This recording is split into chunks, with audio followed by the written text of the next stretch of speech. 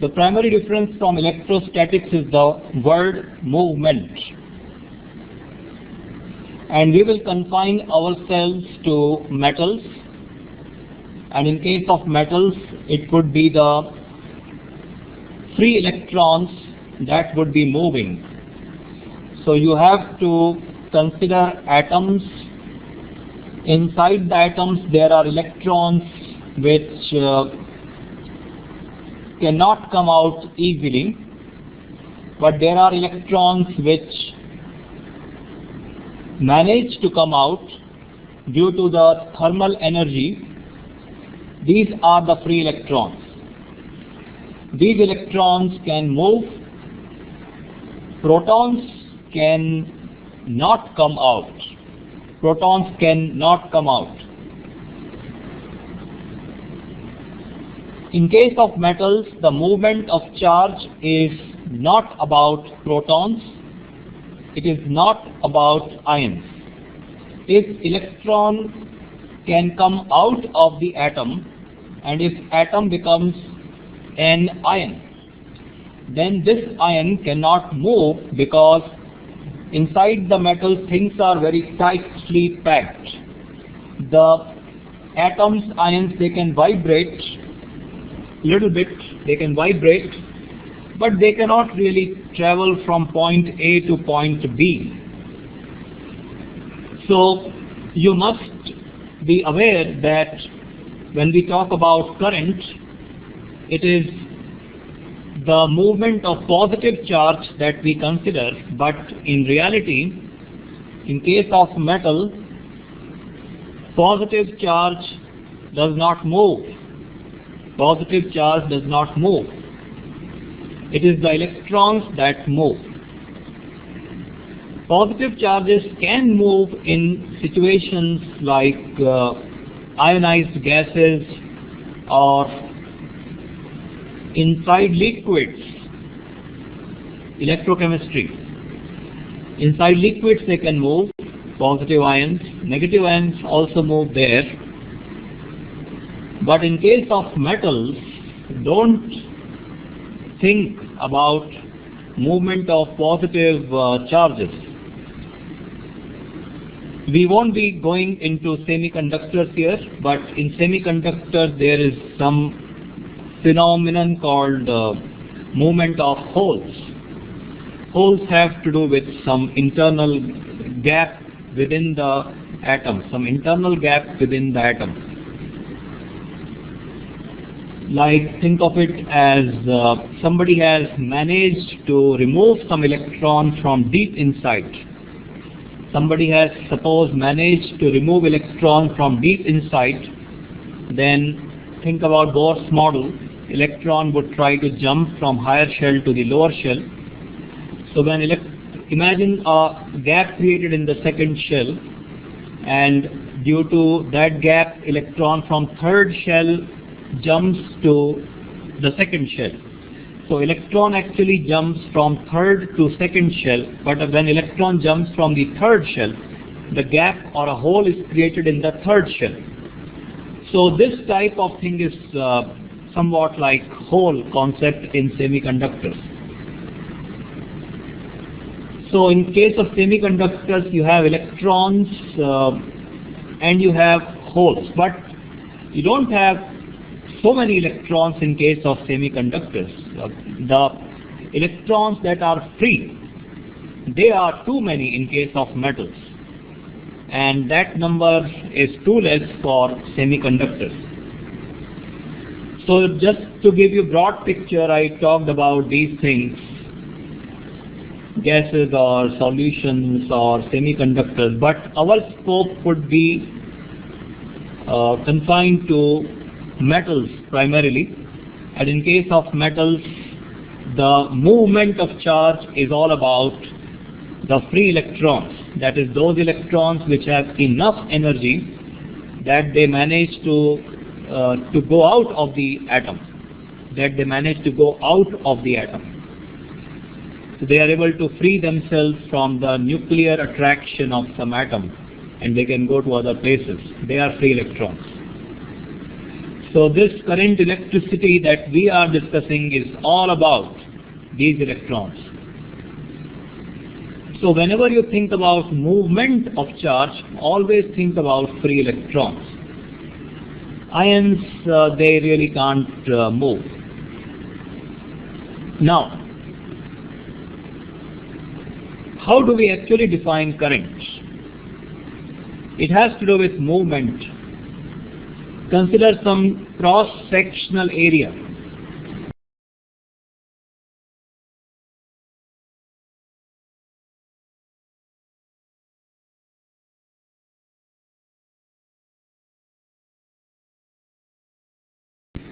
Consider some wire, and in that wire consider some cross-sectional area A. If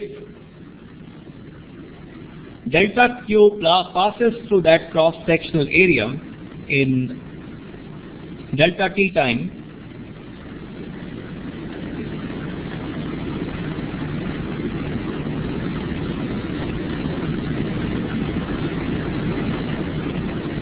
delta Q charge passes in delta T time,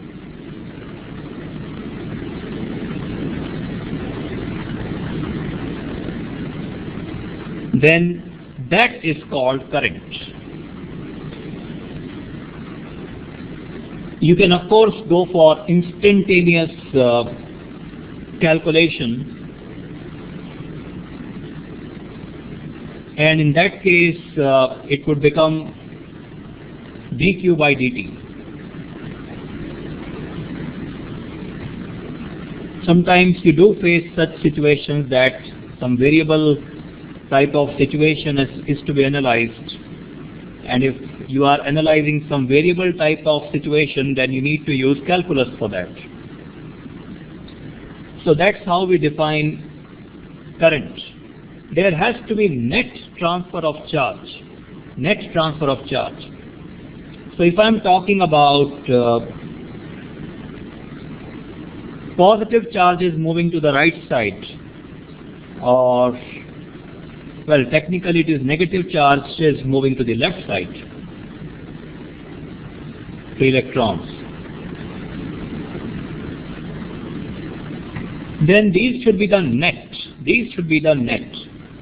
If 3 electrons go to the left and if 3 go to the right, there is no net flow of charge towards either right side or to the left side. Zero.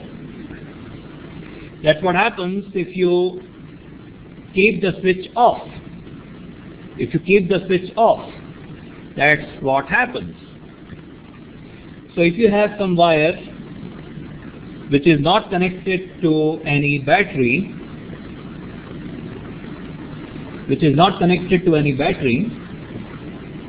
then what's going on in that wire?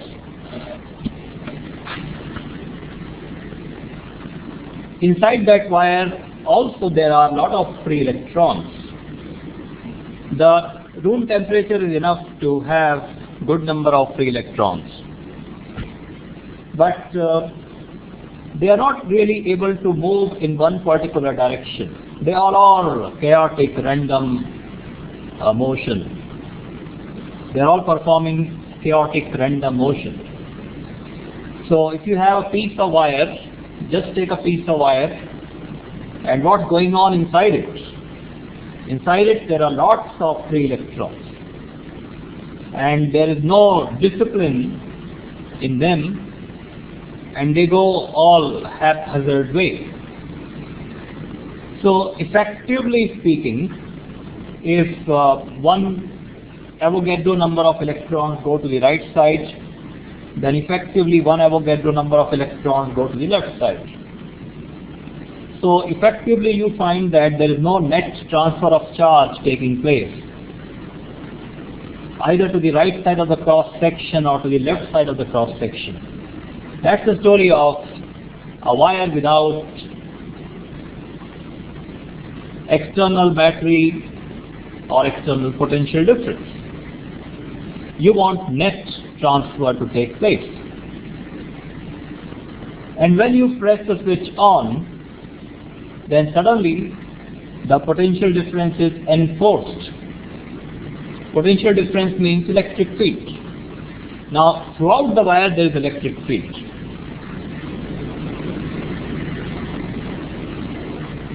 And when there is electric field, electrons experience force in one particular direction. Now imagine, field is on the right side. Imagine field is on the right side. If field is on the right side, then force on the electron would be on the left side. So electrons are somewhat disciplined. Field is dictating them to go to the left side, but they move at very high speed. So they still keep on colliding sometimes, and ions are going to have their influence felt. When electron is moving and some ion comes close to it, there is bound to be some force taking place between the two. So what I am trying to say is that it's not like just electric field is there, so they will go in one direction only. Not at all. Several ions keep on interfering with the motion of electrons, and electrons collide also. So because of that, the motion still continues to be chaotic. So discipline is not excellent, but it is better. But still it is highly chaotic. Earlier, if I was saying that if one Avogadro number goes to the right, one Avogadro goes to the left, then things are not that bad also. There's a net on one side. There's a net on one side. So to visualize it, you can think of it like this. If earlier some electron was, after several collisions, was not able to go to the left side of A or to the right side of B. This is the case when you have wire without switch on. If this was the case earlier, then due to that electric field, why electric field? Because there is a battery. Battery means potential difference. Potential difference means electric field. Or even if it is not battery, if it is your switch, then that switch also has potential difference. Potential difference means electric field. So there is now electric field in one direction. So the result could be something like this. Again, zigzag, haphazard motion, but with somewhat better discipline. So let's say if we start from A, then maybe like this. If field is on the right side, you find that electron is drifting towards left side. Drifting. Not moving rapidly to the left side, but is drifting. So that's why drift word is so important. It gives you the idea that it's not very quick. So actually electron drifts slowly on one direction because it is still influenced by the crystal lattice having ions, etc. But then you would say that when I press the switch on, it's not really that slow, that electron goes so slowly, and when I press the switch on, it doesn't take so long for light to glow. Well, that's because of a different reason. That's because of a different reason. Electron speed is slow, drift speed is slow, not actual speed. Electron's actual speed is very high. But what is the use of this speed? What is the use of this speed? It's like diffusion taking place in gases. Keep perfume bottle in one corner of the room, other corner enters, you don't smell it immediately. Effusion is very fast, diffusion is very slow. Gas particles keep on colliding. It is not the speed that is relevant to us, it is the drift speed that is relevant to us. Because current has to do with charge, which is net charge which is crossing some area. Net charge which is crossing some area. That is what current is all about, per unit time of course. So the actual speed of electron may be very high, but the drift speed is slow. Now coming to that question, it does not take so long for TV to work. It does not take so long for CFL to work. So why is that if drift speed is quite less? So as I said, that's because of a different reason. It's not that it's a relay race. In relay race, there are 4 people who are running, and the 4th person cannot run unless 3rd person reaches that 4th person. So first person takes something and reaches, then 2nd person runs, then 3rd person runs, and then 4th person runs. It's not like a relay race that takes place with electrons. Electrons are in huge quantity, huge, several Avogadro numbers. And the moment you press the switch on, suddenly electric field is there. Suddenly, at t equal to 0. Think of electric field as propagating the speed of light. Electric field does not take time to propagate. So the moment you press the switch on, electric field is everywhere. So it's not like a relay race that till somebody reaches the 4th fellow, only then 4th fellow can run. Not like that. The moment electric field is there, everybody runs together. Everybody runs. So it's not that the electron which was present in your switch, that electron starts running towards the CFL or the television. It's not like that.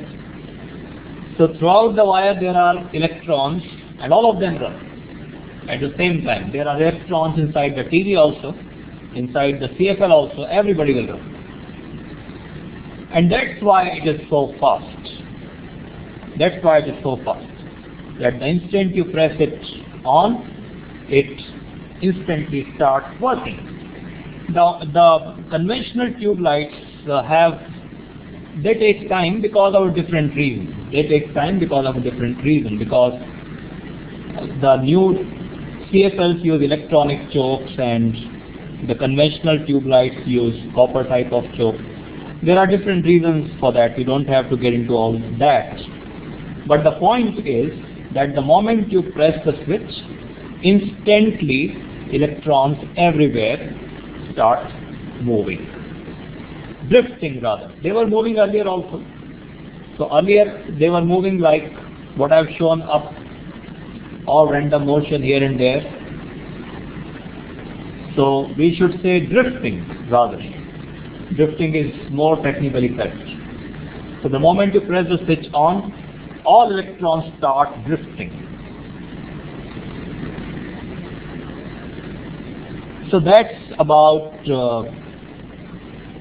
electric current inside metal. Any questions up to this point, let me know.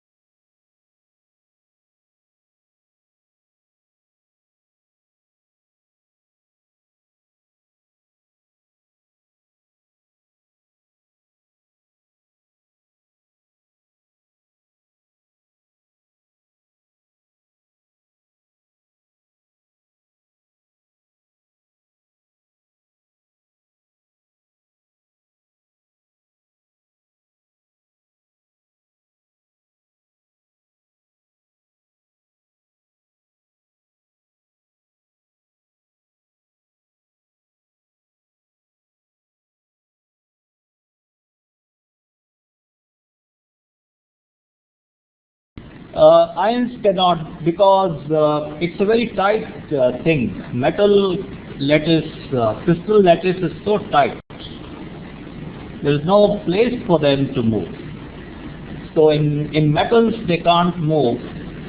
Inside solution, yes, but we are not talking about solution.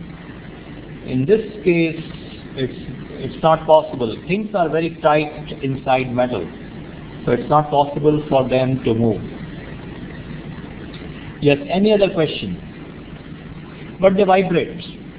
These things vibrate. Ions, etc., they all vibrate. Actually, their vibration is a problem for electrons. Their vibration is a problem for electrons. Electrons don't like ions vibrating because it makes it harder for electrons to move. Yes, any other question?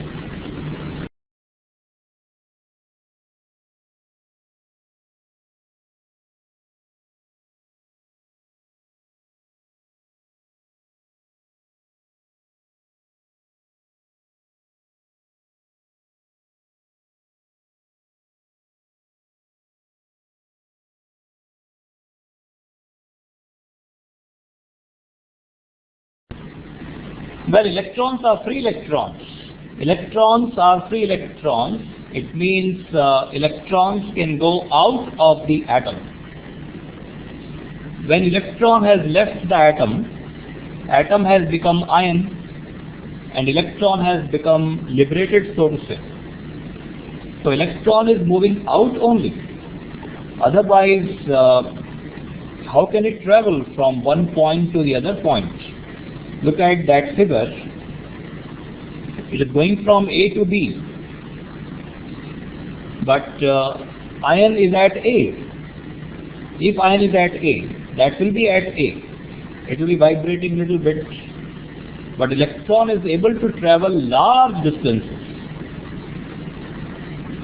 Yes, any other question?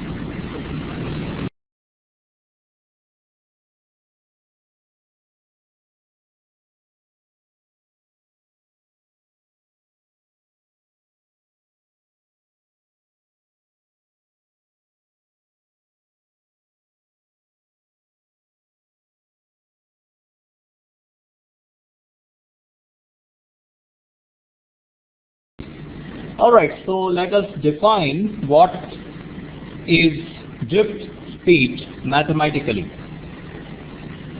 Drift speed does not talk about the distance traveled, it talks about the displacement, so to say, in certain direction. In case of electron, you can say it should be opposite to the direction of electric field. So the drift taking place is just AB. That distance AB upon time, that is drift speed, AB upon time. And that is quite less than the actual speed of electron. So that's VD.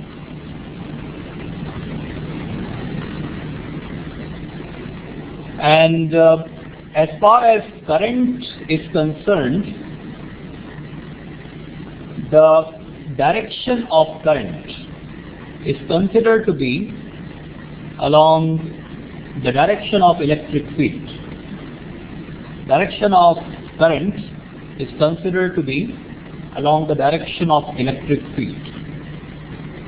In other words, it is in the opposite direction of the drift direction of electrons. If electrons are drifting towards the left side, then we would say that the current is on the right side. You can also imagine that positive charge is moving to the right side. In reality, it is not.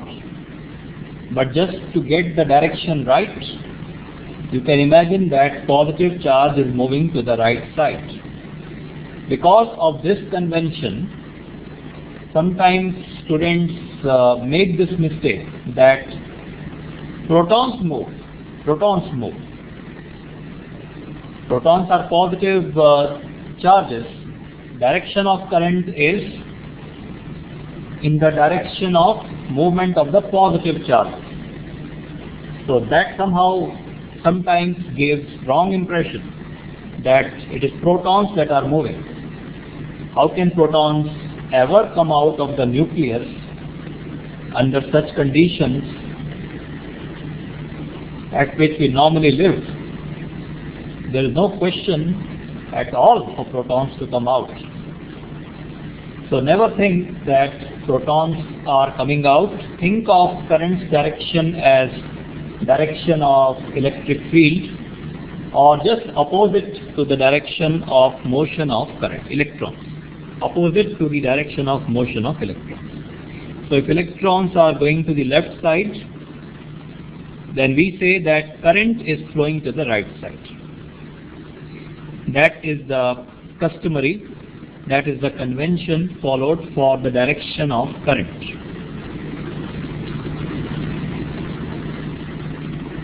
Now current has direction. It has magnitude also. Current is given by dq by dt, coulomb per second. In SI system, coulomb per second is called ampere. So it has magnitude, it has direction. But two currents do not add like vectors. Like for example, 3 ampere plus 2 ampere. These two don't add like vectors do. They don't follow the law of addition followed by vectors. And therefore, current is not a vector. Current is not a vector. So current is just a scalar, and direction is a convention. Direction is just a convention that whatever way positive charges are moving, if there are positive charges, then that is the direction of current.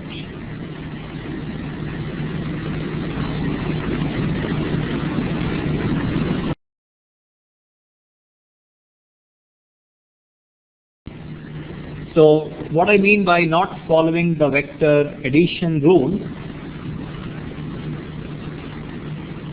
if you want to add these two vectors which are at 90 degrees, how would you add them? You would follow the triangle law of vector addition. Let's say 3 units, let's say 3 unit and 4 units. Triangle law of vector addition. Answer would be 5, right? But if I have a junction, and I take 3 wires, one wire like this, other wire like this, and third wire like this. One wire has 4 ampere current, other wire has 3 ampere current. Irrespective of the angle, whether it is 90, it is 10 degree, it is 5 degree, irrespective of how I place the third wire, I am always going to get 7 ampere.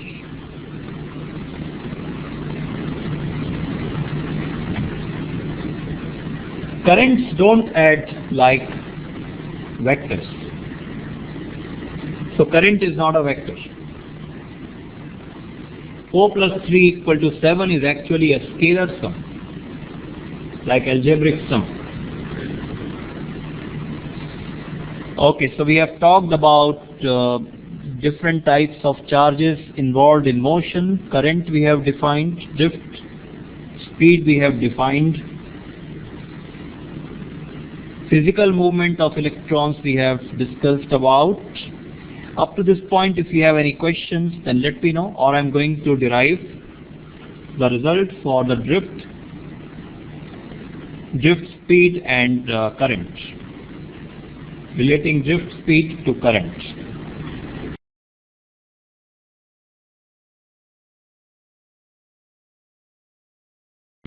Alright, so let us derive the relationship between the drift speed and current.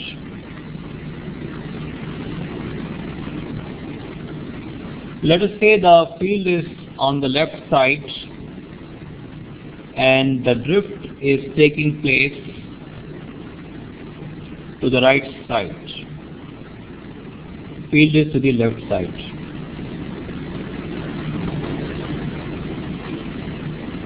If drift is L and it's taking place in time t, then Vd would be L upon T.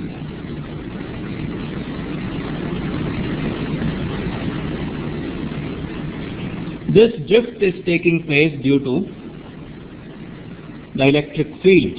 If electric field were not there, there would be zero drift taking place. Electric field applies this much force on the electron, QE force on the electron. So we can talk about something like effective acceleration or drift acceleration type of concept, which is force upon mass. And assuming electric field is constant, normally when you handle DC circuits, then electric field is constant. Charge is anyway constant, mass is constant. So it's a case of constant acceleration. When there was no electric field, drift speed was just not there.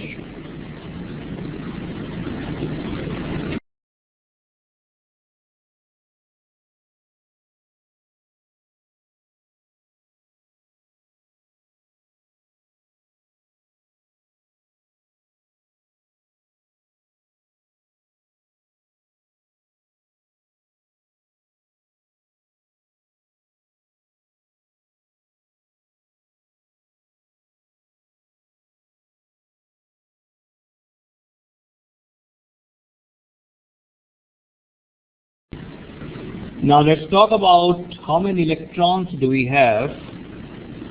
Let's say in 1 unit volume we have small n number of electrons.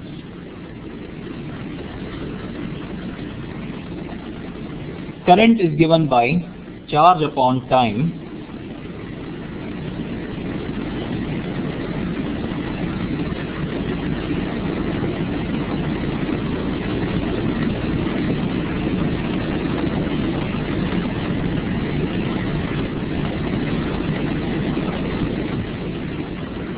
Area of cross section, let's say, is A.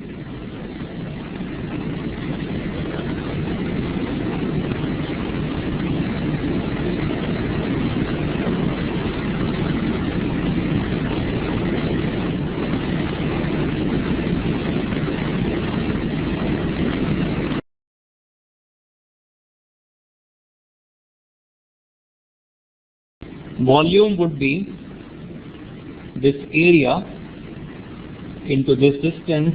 I am talking about the typical type of conductor, cylindrical conductor I am talking about. So this cylinder's volume, I will have to consider some time now. So Vd is given by L by T. This is L. Volume will be AL.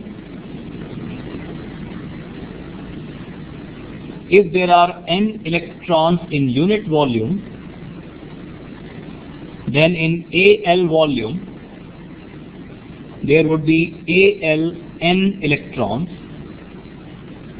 One electron has charge small e. Then these many electrons will have this much charge. Right? That will be Q, and then we have P.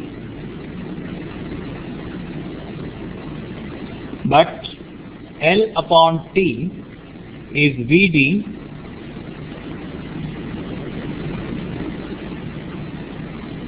so this N, this A, this E and this Vd. That's the formula relating current and drift speed.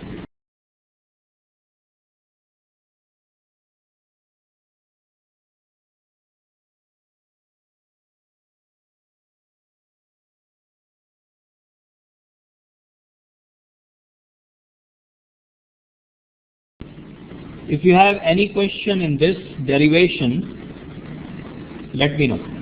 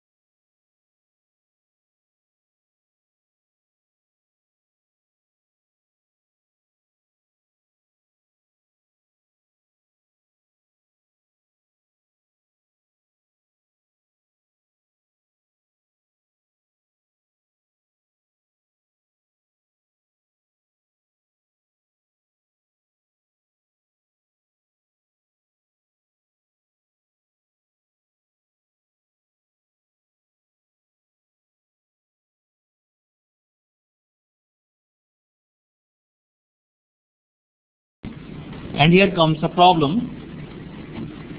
Charge as a function of time in SI units is given by this. Then what will be the current at 5th second? Whenever you have charge variable, go for differentiation.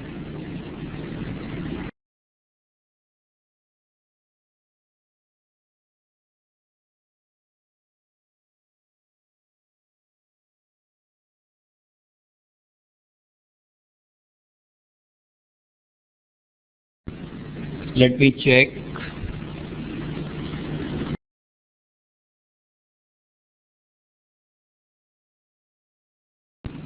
Yes, 53 ampere is the correct answer.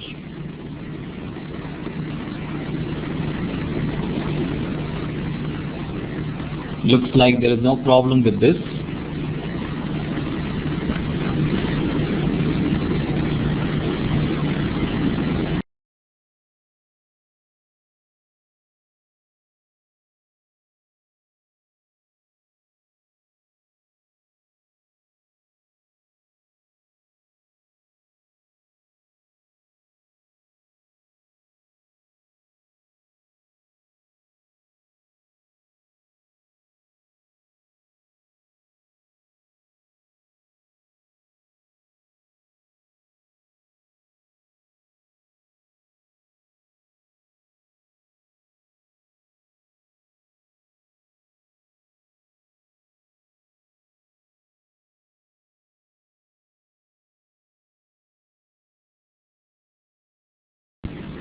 Try this one.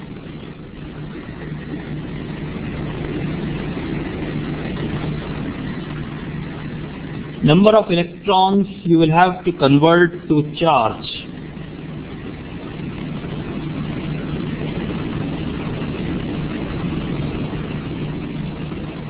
That's it.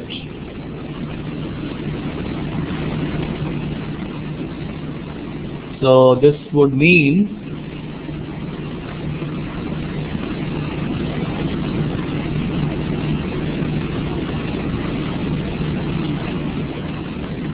let me check.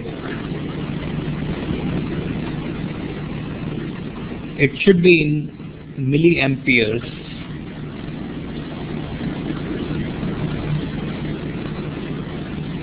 Yes, 3.2 milliamperes. Any question? Let me know.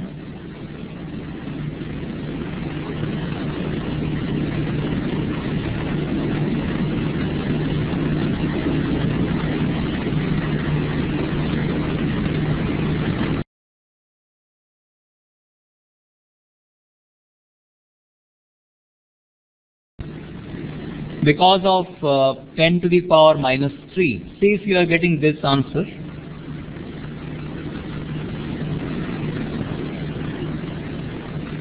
If you are getting this answer, then this is milli. That's it.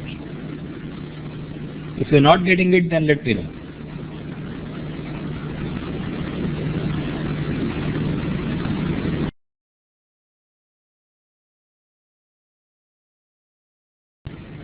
So that 10 to the power minus 3, that is milli.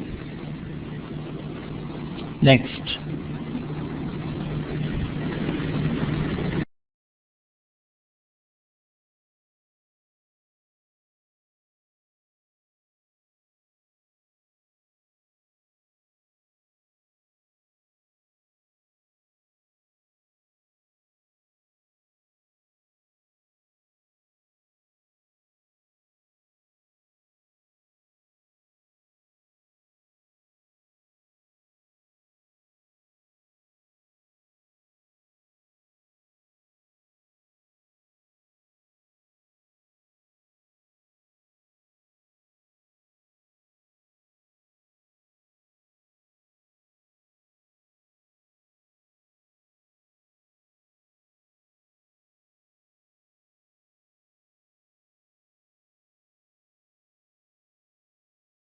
Now this is discharge tube, so here ions can also participate in current, but that does not really concern us in this particular question. We just want how much charge is transferred across cross section in 5 minutes.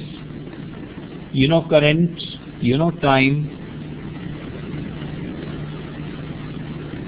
So finding Q should be no problem. Question is how much charge. So your answer should be in coulombs.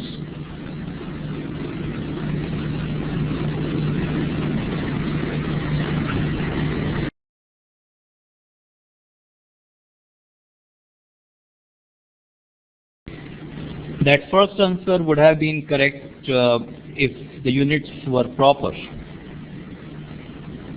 0.6 millicoulomb.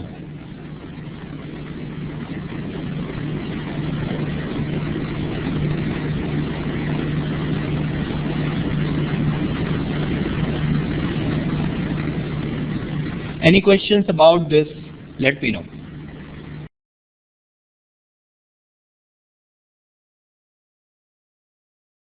Yes.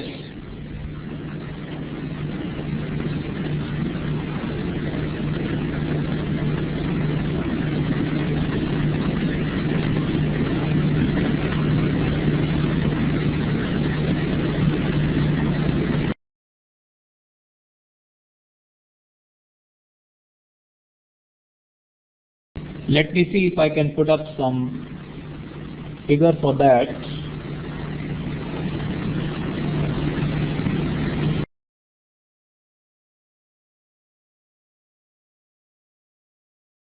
You have, I think, learned about cathode rays, canal rays, etc., right? It's the same thing, but anyway, I'll put up here.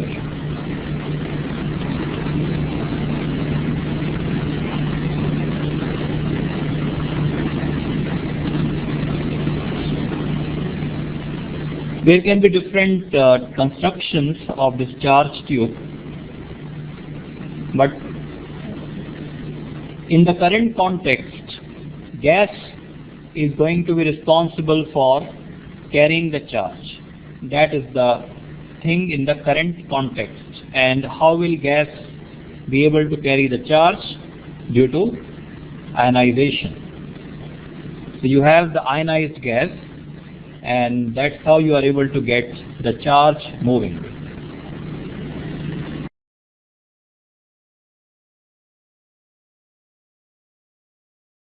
Yes, any other question?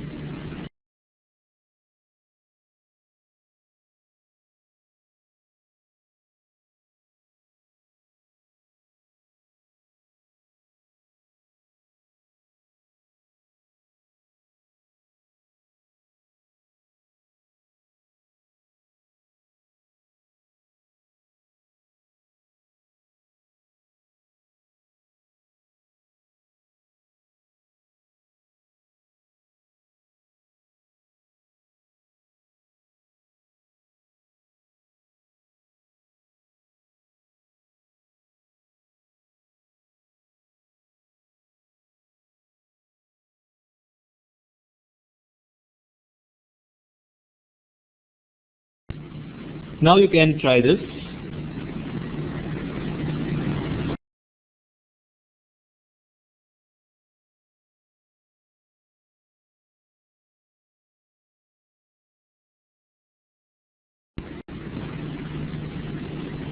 Well, is there any problem? The current through a wire depends on time as I equal to I naught plus alpha t. I equal to I naught plus alpha t. I have put up this question in board number 8 if you are in some other board. I naught is 10 ampere and alpha is 4 ampere per second. Find the charge crossed through a section of wire in 10 seconds. Let me check.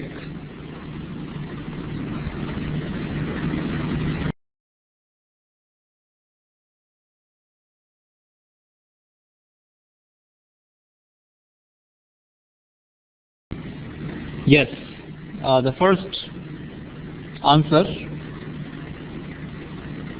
300 Coulomb is correct.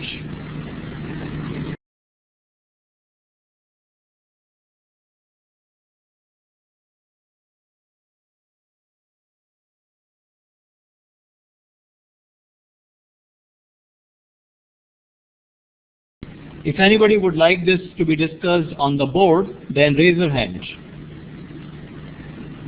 Okay. Current depends on time. It's not a constant current. dq by dt is 10 plus 4t. So dq is equal to 10 plus 4t dt. Q is the integral of 10 plus 4t dt from 0 to 10. I think you should have no problem after this. 10t plus 4t square by 2. 0 to 10. 10t plus 2t square. Let me know if you have any other question.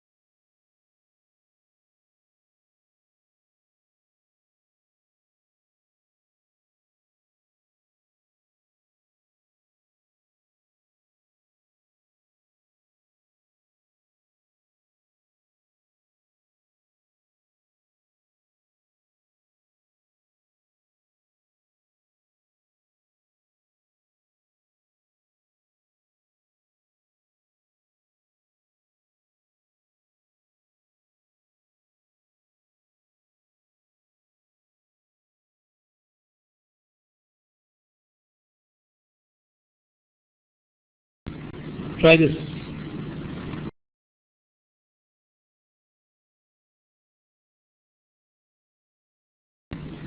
You can raise your hand if you would like this to be discussed on the board.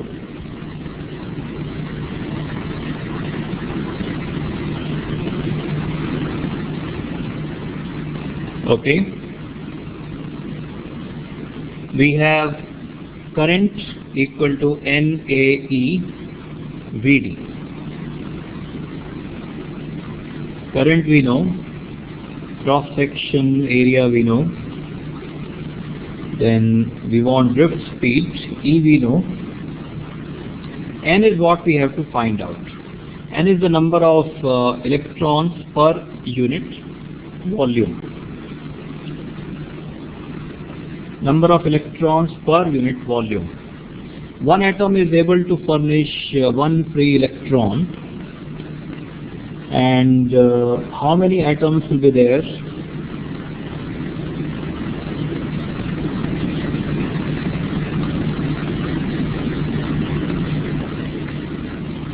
How many atoms will be there? Let's say the mass is M.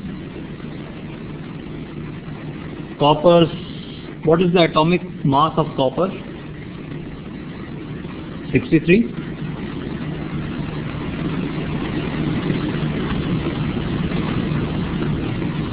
Or should I take 63.5? I think 63.5 is better. So M is the mass in grams.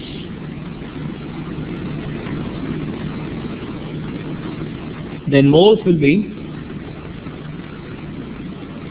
M upon 63.5. So the number of copper atoms would be these. These are the copper atoms. One copper atom provides one free electron.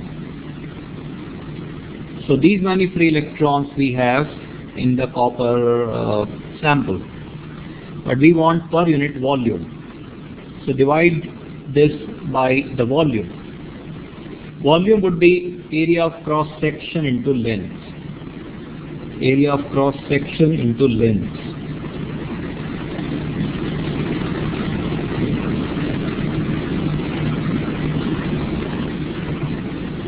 Density is 9000, but that is an SI system. Density equal to mass upon volume, but M I have taken in grams. So I can't put M here. What should I put here? M into 1000 should I put, or should I put M divided by 1000? I want it to be in kg.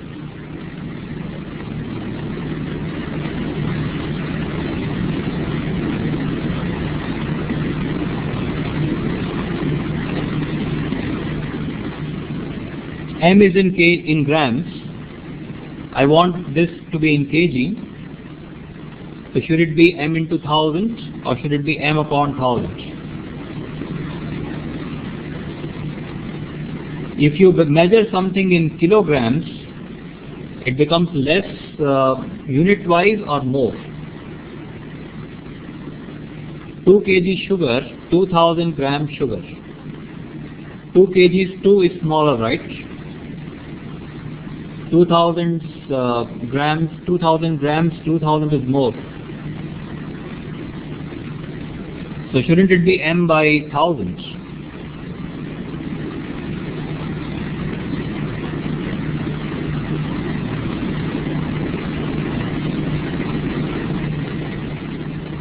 Now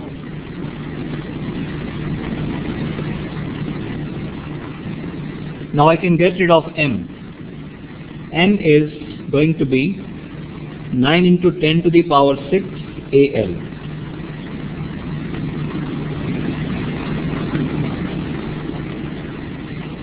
And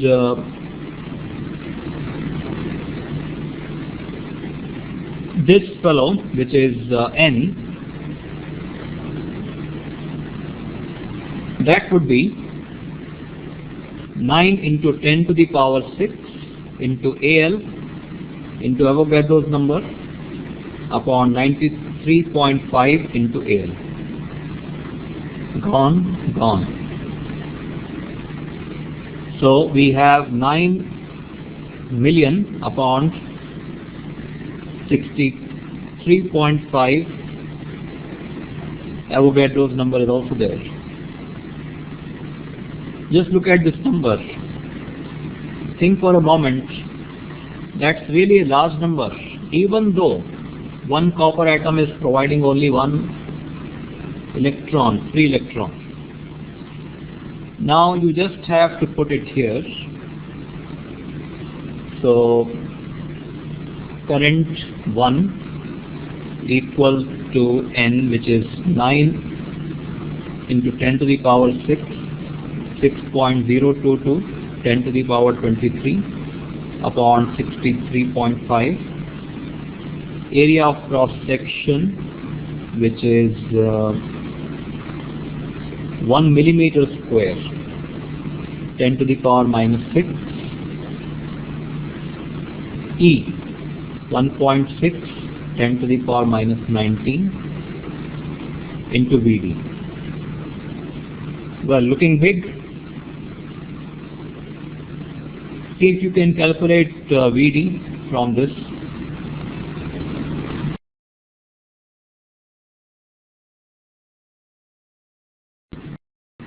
When you calculate, you will realize how small that number is.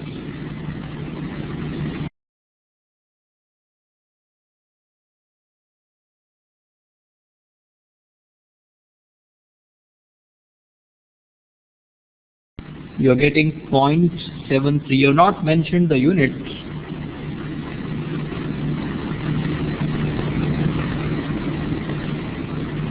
.73 meter per second.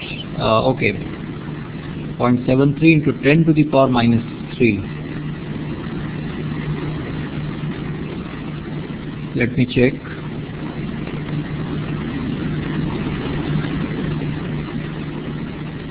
You may have to check your working.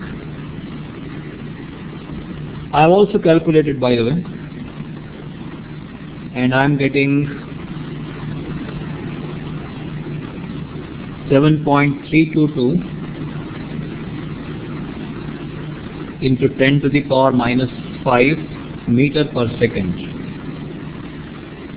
So if I talk in terms of 10 to the power minus 3, 10 to the power minus 3 makes sense because it is millimeter. Then it would be 0.073.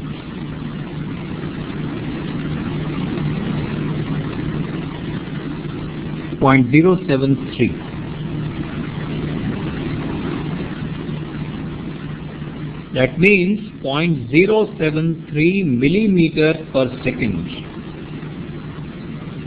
Now you know how small 1 millimeter is.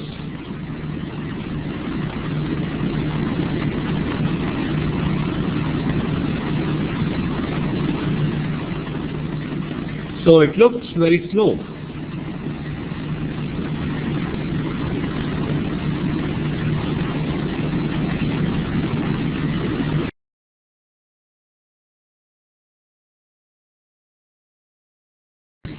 Any question about this discussion? If you have, then let me know.